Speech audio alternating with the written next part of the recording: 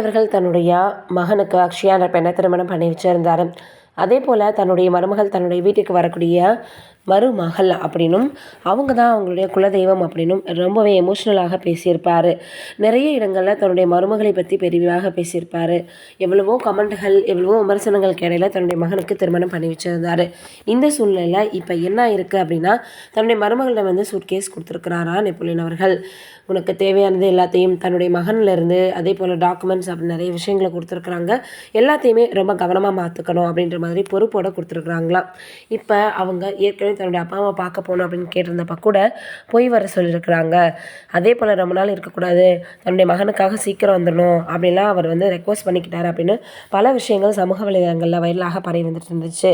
இந்த சூழ்நிலை இப்போ நெப்போலியன் அவர்கள் ஒரு சூட்கேஸ் எடுத்து கொடுத்து அதை அக்ஷயாவை பார்த்துக்க சொல்லியிருக்கிறாரு. அதில் நகை டாக்குமெண்ட்ஸ் எல்லாமே இருக்குது அப்படின்ற மாதிரியான செய்திகள் இப்போ சமூக வலைதளங்களில் ரொம்பவே வைரலாக பரவி வந்துட்டுருக்கு. இது ஒரு பக்கம் இருக்க, நடிகர் விக்ரம் அவர்கள் எந்த அளவுக்கு ஒரு நல்ல நடிகர் அப்படின்றது நம்ம எல்லாருக்குமே தெரியும். சியான் விக்ரம் அப்படின்னா சொல்லி தெரிய வேண்டியதில்லை. அந்தளவுக்கு தன்னுடைய எஃபர்ட் மூலமாக மிகப்பெரிய அளவில் படங்களை வந்து கவர்ந்துருவார். தன்னுடைய கேரக்டரால் நடித்து அசத்திடுவார் அப்படி தான் சொல்லணும்.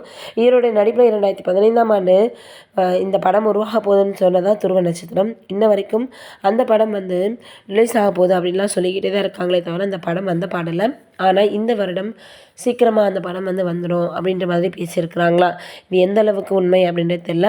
ஆக மொத்தத்தில் சமூக வலைதளங்களில் இப்போ வந்து பார்த்திங்கன்னா மிகப்பெரிய அளவில் நடிகர் விக்ரம் அவர்களுடைய படம் ரிலீஸ் ஆக போகுது அப்படின்னு தான் பேசி வந்துட்டுருக்காங்க. ஒரு கட்டத்தில் மிகப்பெரிய அளவில் நடிகராக கொண்டாடப்பட்டவர் தான் விக்ரம் அவர்கள். அந்தளவுக்கு தன்னுடைய நடிப்பால் அனைவருடைய மனதையுமே கவர்ந்தவர். இப்போ இருக்கக்கூடிய சூழ்நிலையில் மிகப்பெரிய அளவில் வந்து அவருடைய படங்கள் வருடத்திற்கு 1 அப்படின்றது கூட குறைஞ்சிருக்கு அப்படின்னு தான் சொல்லணும். துருவ நட்சத்திரத்துக்கு அப்புறமாவது அவருக்கு நடிக்கிறதுக்கான வாய்ப்புகள் கிடைக்குதா அப்படின்றத வெயிட் பண்ணி பார்க்கலாம். நீங்கள் என்ன நினைக்கிறீங்க இதை பற்றின்றதை மறக்காமல் கமெண்ட்டில் சொல்லுங்கள்.